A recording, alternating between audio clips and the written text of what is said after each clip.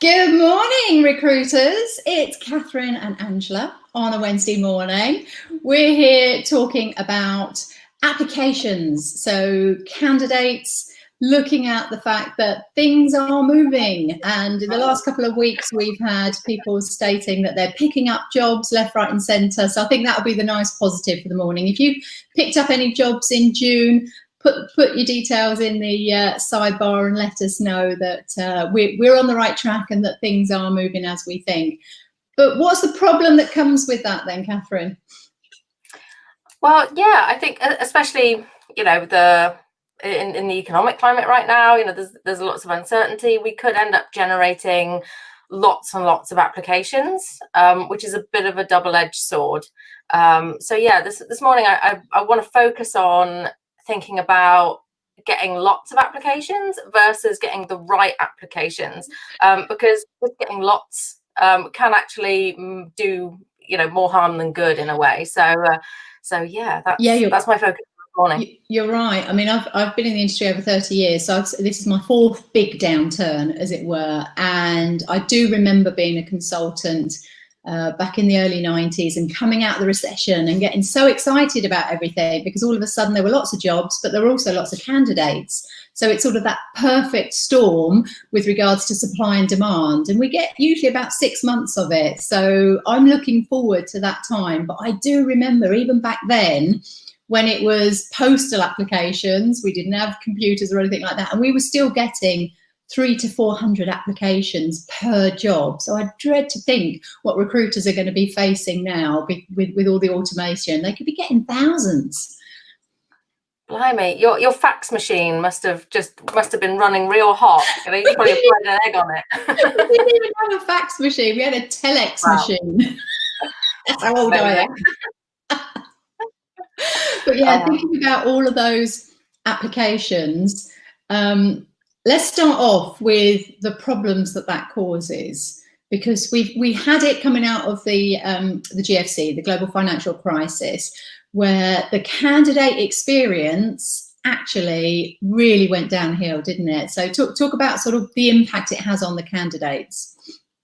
Yeah, so I think if we get lots and lots of candidates through, it's obviously more work for us. And like you were saying, when it's hundreds of applications, it becomes difficult to properly follow up with every single one, because obviously we want to let people know if they've been successful. We need to let people know if they've been successful. That is kind of the bare minimum that candidates should expect when they apply to a job.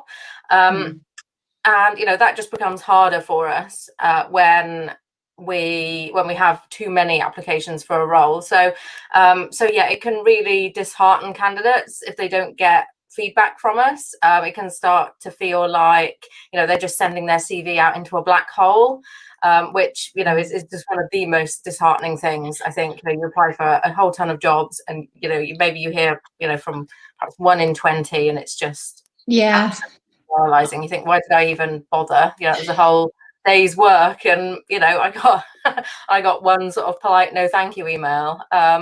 So yeah, I think it really it generates a lot of work for us, but it's important work. So yeah, I think that needs to be the first takeaway from today, that look at your processes, look at your systems, look at the way people apply to you, and maybe be a candidate yourself today and look at any jobs that you're advertising and try to apply for it. See how many clicks it takes to actually get through that application process. Unfortunately, I can't remember who it was that said this, but they had a client that was really struggling to get people. And it was a big multinational corporate, and they said, okay, well, let me show you what your process is.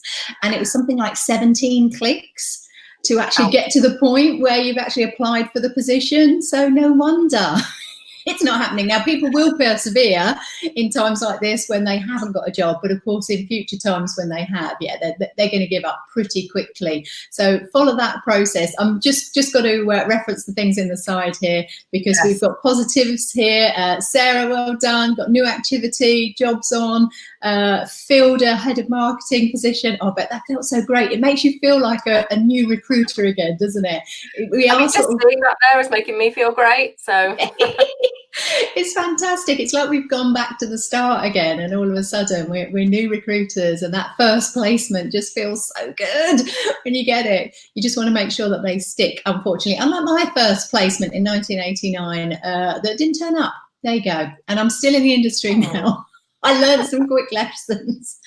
Alison Cheetham, wherever you are, 31 years later, I'll remember. It never went. Poor woman, she never turned up. She ghosted me even back then. There we go. So, me too. Remember standing next to the fax on a Friday for all the temps timesheets. Oh my goodness, yes, all of those coming through. The faxes and the telexes, those were the days. Well, it's all automated now. So what's your automated process? Because if you're going to be getting lots, it needs to be good, and it needs to be a good candidate experience. So what about the other issues that candidates are going to be facing when they're applying to agencies at the moment? Yeah, I think there's also the danger of, wondering, am I just Catherine, you've gone a little bit computery. I don't know if you could just do that switch that you did earlier for me, that see if it makes it any better. I'll just keep talking while you're doing that, and then we can switch that over. Is that any better? Let's have a listen. Okay, she'll be back on in a second. So I shall carry on. Oh, there you are. That was quick. Yeah. Is that better? Perfect. Yeah, much better. Oh, thank you. Yeah, sorry about what that. Are you saying? I think there's a danger sometimes with, companies that they want to hire and they put out jobs to several agencies, and sometimes it can feel, candidates can get a little bit confused and think, hang on, did I apply? Hang on, is this the same?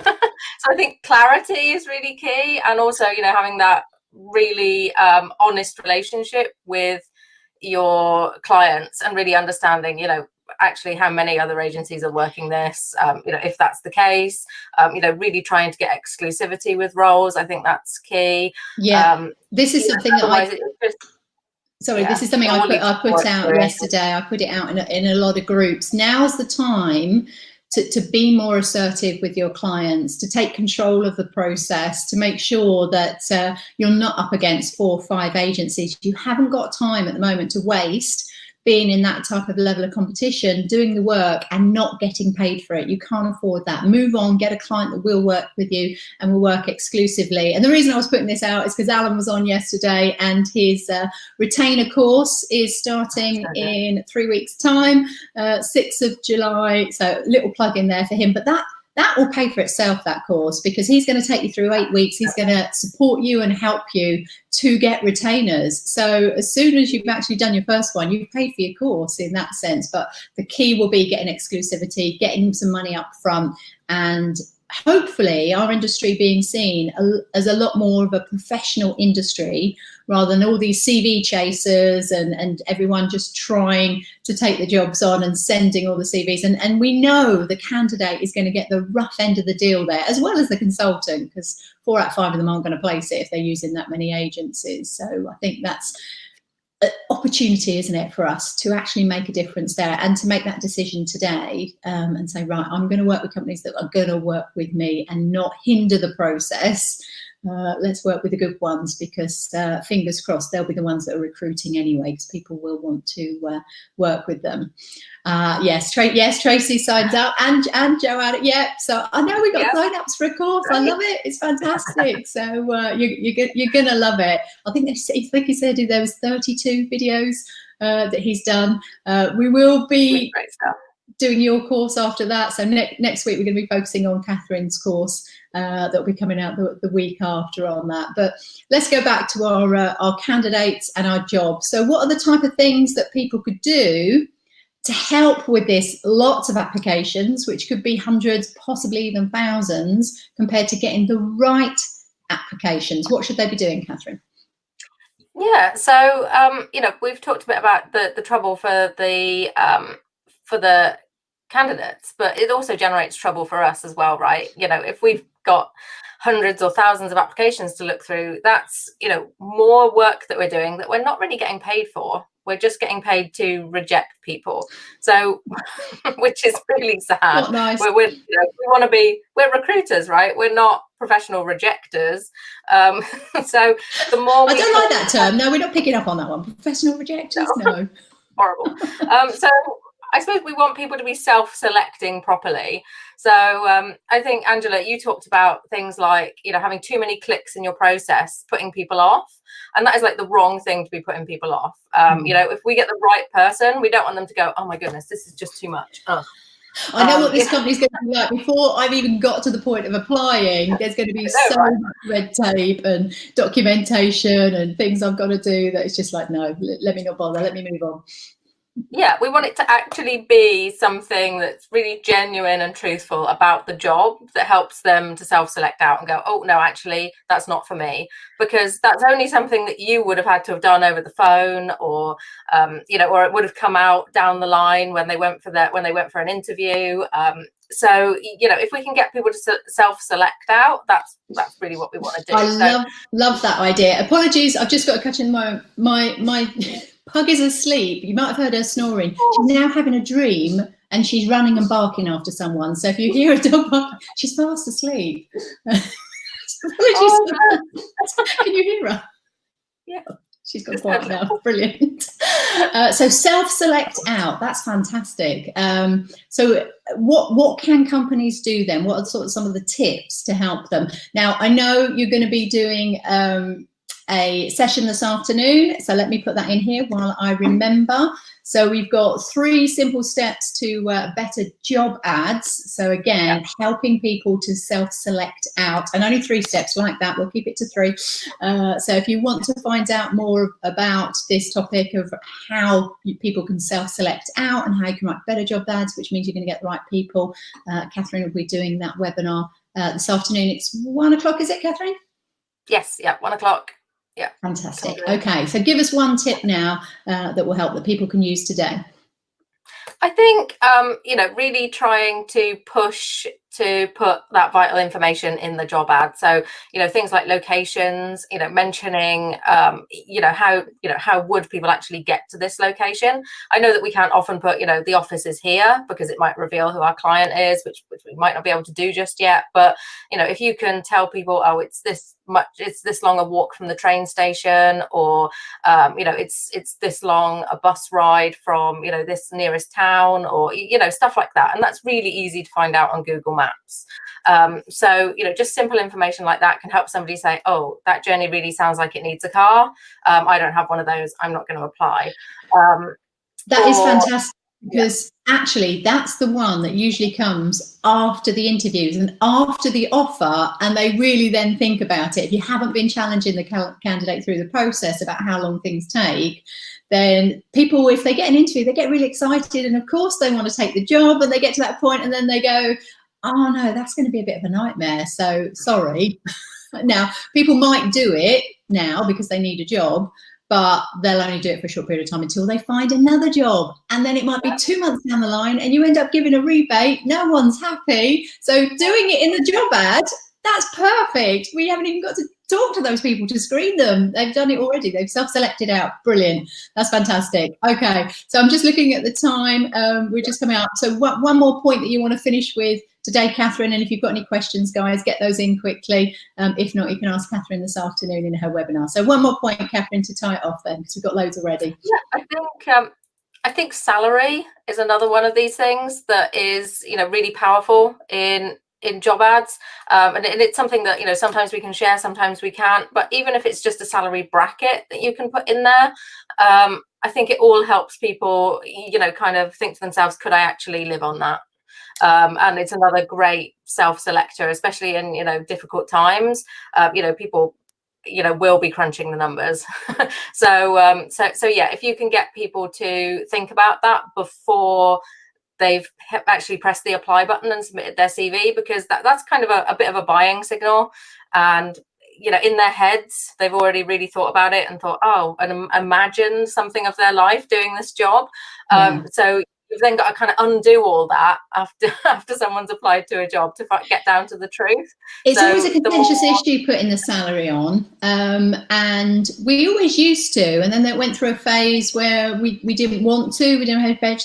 I always push for a banding and push the client obviously as high as you can, but be realistic about the low end as well that it's likely to be. And once it's out there, the client tends to have to stick to that as well if it's actually out in print, because how often has the client at the end of it gone, oh, actually we're going to offer this? You're like, wait a minute, that wasn't the discussion. So putting it in print will help you with that commitment level from the client, so it really ties them down, and then people know where they stand. And you're right, you'll look at that and go, well, no, that's nowhere near my band either way, and therefore I'm not going to do that. I love the gym. But yeah, thanks, Adrian, for saying thank you to Rachel. She shared a tip on travelline.info, which is a place people can go to, again, to give them the ideas as how long things are going to take. So anything like that, the gym is there to help everyone, and the people within the gym and the members all support each other as well and give great advice and tips like that. So thank you for that. Okay, so we've got some key things in there. Obviously, yeah, we want people self-selecting. So if you want to learn more tips on how to do that, so you're not going to get thousands of applications to your positions that you are going to get now if you're putting them out there, then join Catherine this afternoon at 1 o'clock. Tomorrow, I've got the wonderful Rebecca Shannon as a guest, who's going to be talking about how to be your own best coach. So I'm really looking forward to that. She's fantastic. And then Friday, we've got Claire and Alex talking about mental health and wellbeing, getting you ready for the weekend. And we've got a last scripts and carts, start the weekend with a last scripts and cart 4:15 on Friday. There's always so much going on in the gym. I love it. I love it. Brilliant. Thank you, Catherine. Good luck with your webinar this afternoon. One last thing, we're actually at the Recruiter Tech conference today. Recruiting Gym is there. It's just starting. There we go. So that's why Louise hasn't pitched in this morning. She's running her tech conference today. It's usually hundreds of people in London. So it's going to be interesting to see how this works online and whether it's actually going to be something that we can do online in future, have all these conferences. So we're on at 11 o'clock and 2 o'clock. If you want to see the new gym that's coming in July, we're moving. We're going to have a new gym. So come and have a look then. Join up there. It's Eventbrite, Recruiter Tech Conference, Louise Triance, UK Recruiter, and it's free. So come and have a look at all the new tech that's happening. Lovely. Thanks, Catherine, again. Wonderful. We'll see you next Wednesday on the Stand Up, and good luck this afternoon with your webinar. Bye, everyone. Thanks so much. See you again soon.